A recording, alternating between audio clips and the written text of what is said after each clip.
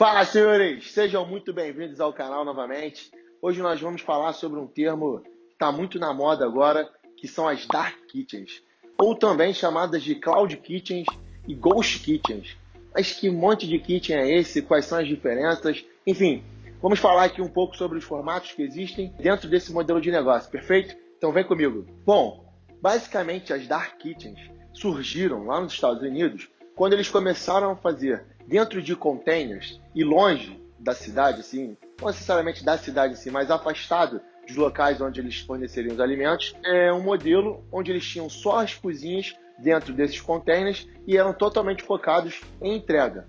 Então esse conceito do Dark Kitchen, ou da Ghost Kitchen, ou da Cloud Kitchen é baseado nisso, delivery, entrega. Então você tem hoje cozinhas que não tem nenhuma identificação, nenhuma fachada, não tem nada, simplesmente ela está em alguma localidade que você desconhece e ela está focada 100% em delivery.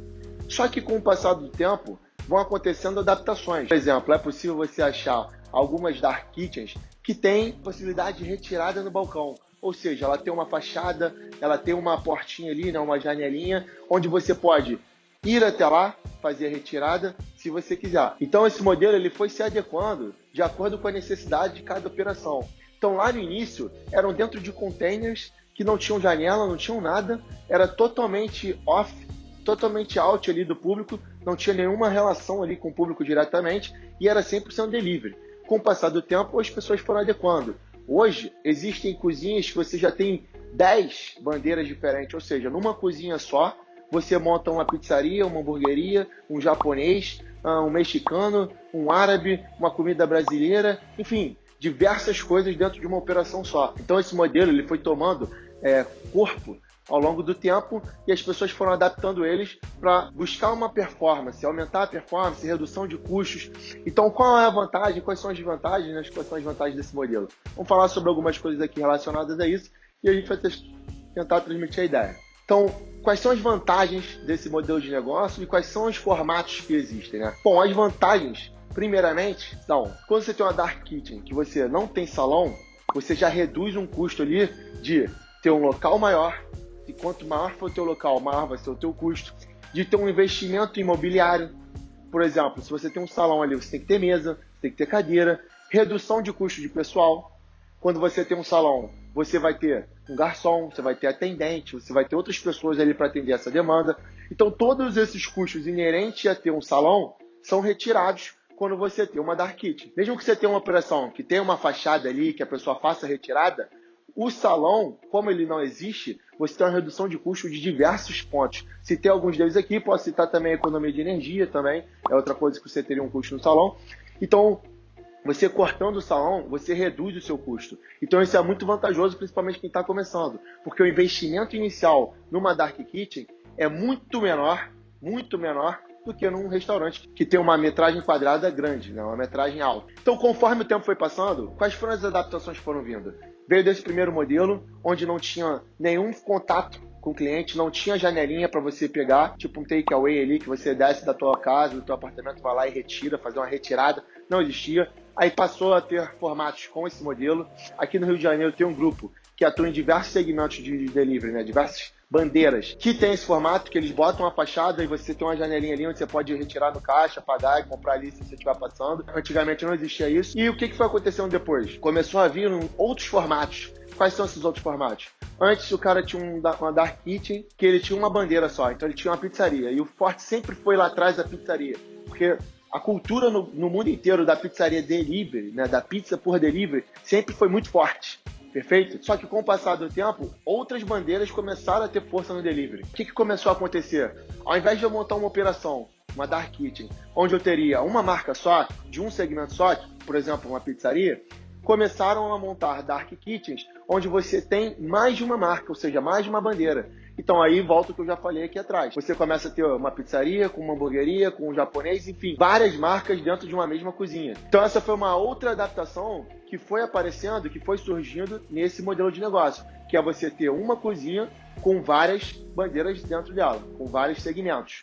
Com isso, o que você ganha? Diversidade de cardápio, só que você não vai botar todos os cardápios na mesma bandeira. Então você tem uma marca para pizza, você tem uma marca para hambúrguer, você tem uma marca para o japonês, você tem uma marca para comida brasileira e cada uma é um brand diferente que você vai trabalhar de maneira independente, perfeito? Hoje no iFood, se eu não me engano, você consegue já colocar 3 bandeiras ao mesmo tempo com o mesmo CNPJ.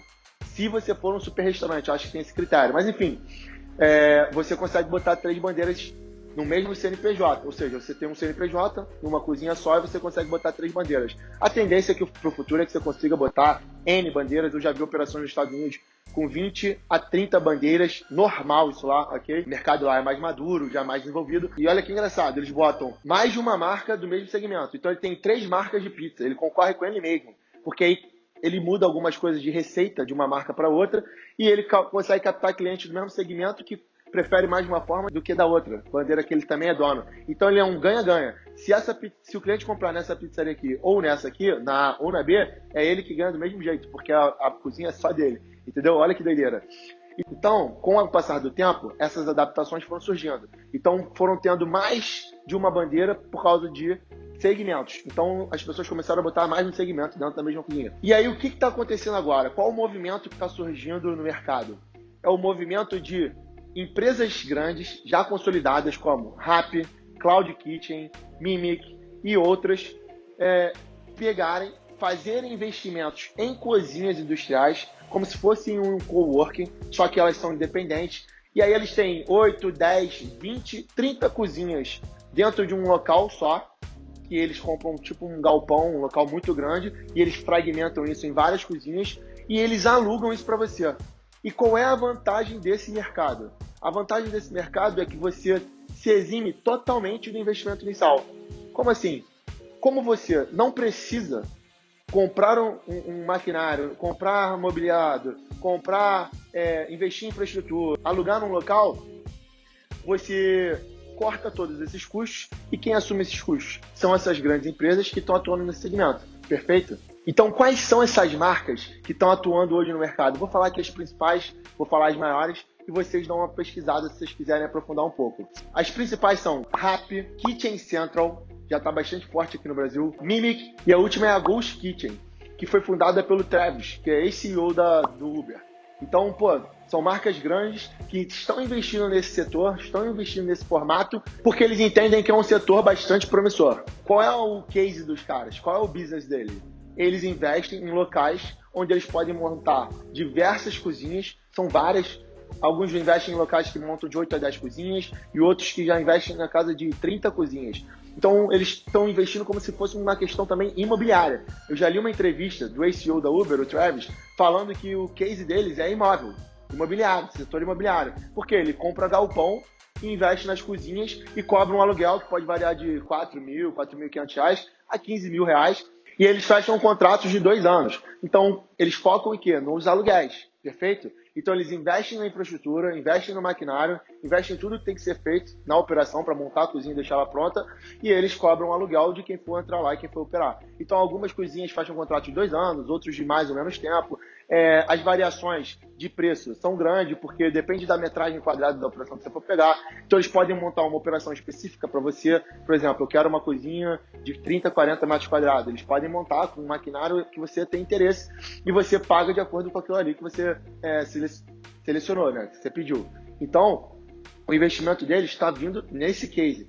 Então a gente falou aqui sobre as Dark Kitchens mais tradicionais, como elas começaram, como elas foram se adaptando para receber pedidos ali por retirada. Então pessoas que estão passando ali conseguem pedir na janelinha ali, fazer a retirada, ou pedir da sua casa no aplicativo e descer e fazer a retirada também é uma possibilidade. E aí esse mercado foi se adaptando para empresas que investem nas cozinhas e alugam isso para terceiros. Perfeito? Então esse mercado está bastante dinâmico, ele é muito promissor, ele não está dando sinais de freio, pelo contrário, cada vez mais ele está se desenvolvendo. Com a questão da pandemia, mais ainda ele se desenvolveu, porque ele jogou muitas pessoas que não tinham hábitos de consumo por aplicativo ou de envolvimento com tecnologia para esse universo. Então mais pessoas estão consumindo por aplicativo, seja comida, seja delivery, seja e-commerce, seja o que for, as pessoas estão se aprofundando mais no mundo digital e por consequência esse mercado só cresce. Então me perguntaram recentemente, poxa, isso no Instagram, qual o mercado interessante para eu investir ou para abrir uma franquia? Eu falei, cara, no digital,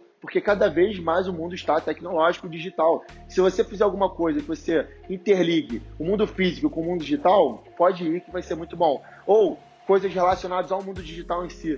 Tráfego me refiro a tráfego pago, caso você não conheça ainda. E-commerce e coisas do tipo, também vai ser muito bom. Se você estiver pensando em fazer uma coisa, invista nesse segmento, porque cada vez mais ele está crescendo. Sem contar fatores culturais, fatores de gerações, que são... Eu já ouvi pessoas falarem que daqui a uns anos a cozinha nas casas vai desaparecer. Isso pode ser uma grande realidade, ou talvez não. Por quê? Cada vez mais esse segmento, esse mundo, ele vai jogar o preço do consumo de alimento fora de casa para baixo. Então vai se tornar mais viável para as pessoas fazerem essa alimentação fora de casa. Hoje você tem pessoas que vendem marmita, fitness ou não, que se você comprar 30, 40, 50 unidades, ele vai te cobrar de 5 a 8, 9 reais por unidade. Isso é bastante acessível para diversas pessoas e cada vez mais vai se tornar acessível, porque as pessoas vão desenvolver mais esse mercado e tendem a jogar o preço para baixo, perfeito? Então, Blau, corta aqui de novo. Só que com adaptações... Caralho, esse cavalo aí. Estão ouvindo o cavalo aí? Olha o make off aí, aqui. Deixa eu me passar. Então vamos lá.